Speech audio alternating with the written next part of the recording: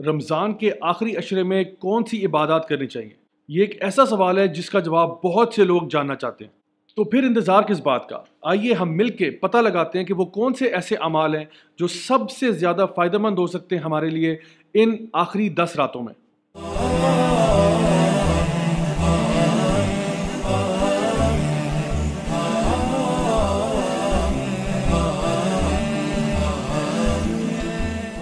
السلام علیکم ورحمۃ اللہ وبرکاتہ مائی ڈیئر برادرز سسٹرز، میرا نام راجہ ضیاء الحق ہے اور آج میں آپ کے ساتھ شیئر کروں گا وہ سب سے بہترین اعمال جو کہ ہم رمضان کے آخری عشرے میں کر سکتے ہیں۔ سب سے پہلی بات تو یہ کہ اس آخری عشرے میں ایک ایسی رات آتی ہے جو 1000 مہینے سے بہتر ہے۔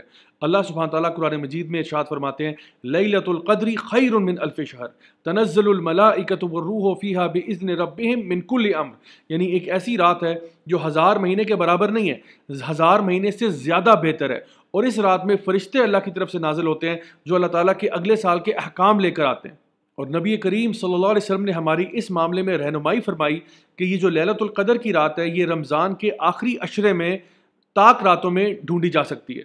صحیح بخاری اور مسلم کی حدیث کے مطابق نبی کریم صلی اللہ علیہ وسلم کی اپنی روٹین یہ ہوا کرتی تھی کہ آپ اس آخری عشرے کے اندر خوب ایکٹیو ہو جاتے اور بہت زیادہ عبادات کرتے، ساری رات جاگتے اور اپنے گھر والوں کو بھی جگا کر رکھتے تاکہ اللہ تعالیٰ کی عبادت میں مشغول رہا جا سکے۔ تو ذرا تھوڑی دیر کے لیے خود ہی اندازہ لگائیں کہ اگر آپ کو ایک ایسی رات نصیب ہو جائے جو 1000 مہینے سے بہتر ہے، meaning better than 80 years of worship, that is a lifetime، تو سوچیے ہمارے لیے کتنے بڑے اعزاز کی بات ہوگی اور کتنا زیادہ اجر کمانے کا موقع ہے ہمارے پاس۔ اور سوچیے اس بد نصیب کے بارے میں کہ جو اس رات کو نہ پا سکے۔ So my dear brothers and sisters, اب ٹائم آ گیا کہ آپ اپنی کمر کس لیں اور اس آخری عشرے کے لیے فلی ایکٹیو اور پریپیئر ہو جائیں۔ میرا سب سے پہلا مشورہ آپ کو یہ ہوگا کہ آپ 10 کی 10 راتوں میں عبادت کریں۔ اس کی سب سے بڑی وجہ یہ ہے کہ چونکہ نبی کریم صلی اللہ علیہ وسلم نے ارشاد فرمایا تھا کہ یہ جو لیلۃ القدر کی رات ہے یہ آپ کو آخری عشرے کی طاق راتوں میں ملے گی، یعنی کہ 21ویں کی رات ہو سکتی ہے، 23ویں کی رات ہو سکتی ہے، 25ویں کی، 27ویں کی یا 29ویں کی رات ہو سکتی ہے۔ لیکن چونکہ ہمارے یہاں پہ ہمیشہ ایک ڈیبیٹ رہتا ہے کہ جی ہم نے روزہ کہیں پہلے تو ایک دن شروع نہیں کیا یا ایک دن بعد تو نہیں کیا، یا اسلام آباد میں اس تاریخ کو ہوا تھا، KPK میں اس تاریخ کو ہوا تھا، سعودیہ میں اس تاریخ کو، تو اس ساری کنفیوژن کو دور کرنے کے لیے کہ آپ کنفیوزڈ رہیں کہ اصل میں ہماری طاق رات آئی کب تھی، بہتر یہ ہے اور سیفر یہ ہے کہ آپ 10 کی 10 راتوں میں خوب عبادت کریں۔ اگر آپ یہ کریں گے تو انشاءاللہ الرحمن دیر از نو ڈاؤٹ کہ آپ کو لیلۃ القدر کی رات مل جائے گی۔ اسی لیے جو لوگ اعتکاف بیٹھتے ہیں ان کو کنفرم لیلۃ القدر کی رات مل جاتی ہے کیونکہ وہ 10 کی 10 راتوں میں عبادت کر رہے ہوتے ہیں۔ سو اب میرے ساتھ گنتے جائیے کہ کون کون سے ایسے اعمال ہیں جو کہ آپ ان 10 راتوں میں کر سکتے ہیں۔ سب سے پہلے نماز باجماعت پڑھنا۔ اگر آپ مساجد نہیں جا سکتے due to the lockdown situation تو گھر میں بھی آپ جماعت کا اہتمام کر سکتے ہیں۔ نبی کریم صلی اللہ علیہ وسلم کی حدیث کے مطابق جو شخص بھی رات کی نماز، عشاء کی نماز جماعت کے ساتھ پڑھتا ہے اس کو آدھی رات کی عبادت کا ثواب ملتا ہے، اور جو شخص فجر کی نماز جماعت کے ساتھ پڑھتا ہے اس کو باقی کی رات کا بھی ثواب ملتا ہے۔ یعنی کہ اگر آپ صرف عشاء کی اور فجر کی نماز جماعت کے ساتھ پڑھ لیں تو آپ کو پوری رات کی عبادت کا اجر مل جائے گا۔ دوسری چیز ہے خوب اللہ تعالیٰ کا ذکر کرنا۔ ایسے بہت سارے مسنون اذکار ہیں جو کہ ہیں تو بہت چھوٹے لیکن اپنے اجر و ثواب میں بہت زیادہ ہیں۔ مثلا لا الہ الا اللہ وحدہ لا شریک لہ لہ الملک ولہ الحمد وہو علی کل شیء قدیر، یا پھر آپ پڑھ سکتے ہیں لا حول ولا قوۃ الا باللہ، یا پھر آپ پڑھ سکتے ہیں سبحان اللہ وبحمدہ سبحان اللہ العظیم، یا پھر سبحان اللہ، الحمدللہ، اللہ اکبر، لا الہ الا اللہ۔ یہ وہ سارے اذکار ہیں جو آپ کو زیادہ سے زیادہ پڑھنے چاہیے۔ اسی کے ساتھ ساتھ نبی کریم صلی اللہ علیہ وسلم پر درود بھیجنا، اللہم صلی علی محمد وعلی آل محمد کما صلیت علی ابراہیم وعلی آل ابراہیم انک حمید مجید، اور آخر تک۔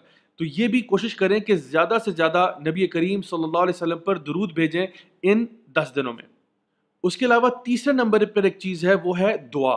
تو سب سے پہلی جو میں آپ کو ٹپ دوں گا وہ تو یہ کہ اپنی ایک دعا لسٹ بنا لیں کہ آپ نے دنیا کی دعائیں کون سی مانگنی ہے اللہ تعالیٰ سے، آپ نے آخرت کی دعائیں کون سی مانگنی ہے، آپ نے اپنے فیملی ممبرس کے لیے کیا دعائیں کرنی ہے، اپنے عزیز و اقارب کے لیے کیا دعائیں کرنی ہے، اور اپنے ملک اور قوم اور امت کے لیے کیا دعائیں آپ نے کرنی ہیں۔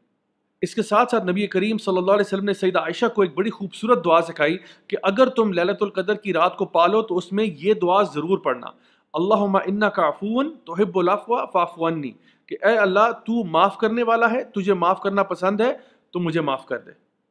اسی دعا سے یاد آیا کہ چوتھے نمبر پر ایک چیز آپ کر سکتے ہیں، وہ ہے کہ اللہ تعالیٰ سے اپنے گناہوں کی معافی مانگنا. یعنی کہ ہم لوگ ہیں ہی بہت خطا کار ہیں. نبی کریم صلی اللہ علیہ وسلم کی ایک حدیث بھی ہے جہاں پہ آپ نے فرمایا کہ ہر ابن آدم جو ہے وہ خطا کار ہے، لیکن ان میں سے بہترین وہ ہوتے ہیں جو توبہ کر لیتے ہیں. تو آئیے ہم اس عشرے کا بھرپور فائدہ اٹھاتے ہوئے اللہ تعالیٰ کے آگے گڑ گڑا کے دعا کریں کہ اللہ تعالیٰ ہمارے گناہوں کو معاف کر دے، کیونکہ واقعتاً اگر آپ چاہتے ہیں کہ آپ اس مہینے سے فائدہ اٹھائیں تو اپنے گناہوں کو بخشوا لیں. نبی کریم صلی اللہ علیہ وسلم نے یہ بات ارشاد فرمائی تھی کہ اس کا ناک خاک آلود ہو جائے جس کے اوپر رمضان کا مہینہ آیا اور وہ اپنے گناہوں کو نہیں بخشوا سکا. پانچویں چیز یہ ہے کہ آپ صدقہ خیرات کریں. روزانہ آپ اپنا کچھ رقم سائڈ پہ کر دیں، چاہے وہ جتنی چھوٹی ہو یا جتنی بڑی ہو، اس سے فرق نہیں پڑتا. دا مین تھنگ از کہ آپ کچھ نہ کچھ اللہ کی راہ میں ضرور صدقہ خیرات کریں. نبی کریم صلی اللہ علیہ وسلم رمضان کے مہینے میں ایک تیز ہوا کے جھونکے کی طرح خرچ کیا کرتے تھے.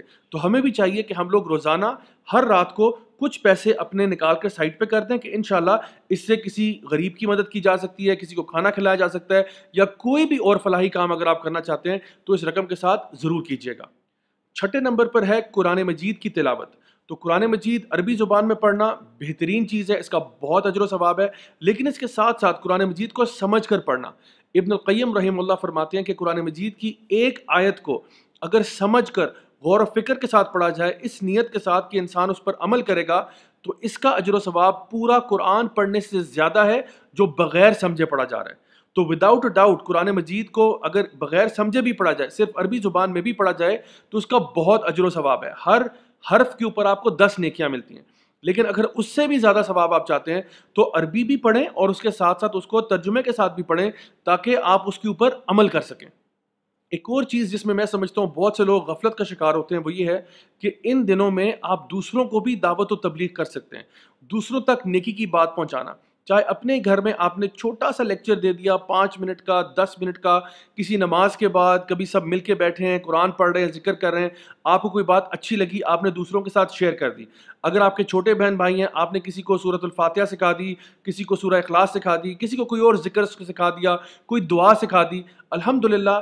یہ مت بھولیے کہ آپ کے فرائض میں سے ایک فریضہ یہ بھی ہے کہ آپ اپنے علم کے بقدر اور اپنی استطاعت کے مطابق دوسروں تک دین کا یہ اہم پیغام ضرور پہنچائیں گے.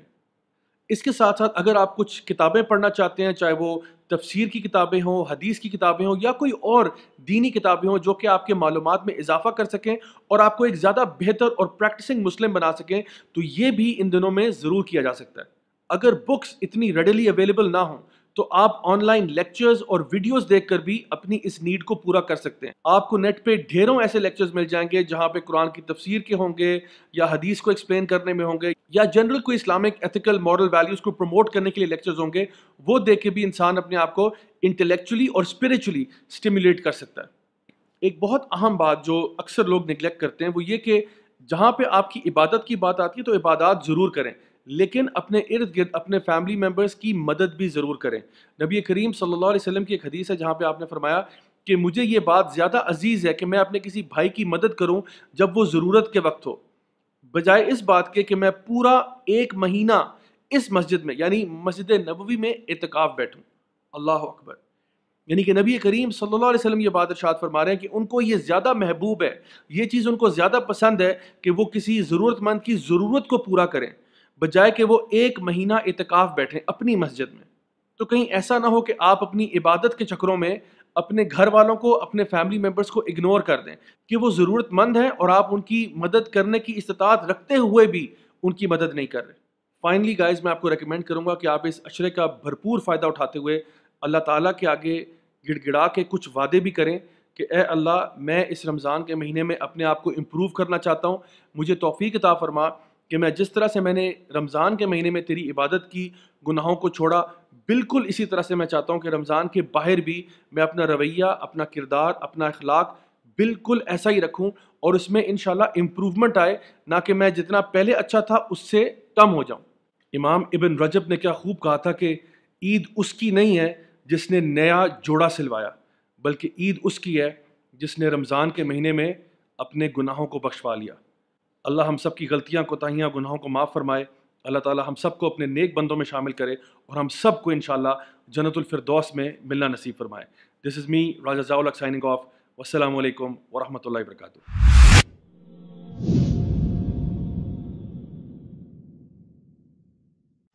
Alhamdulillah, we have reached so many subscribers thanks to you guys.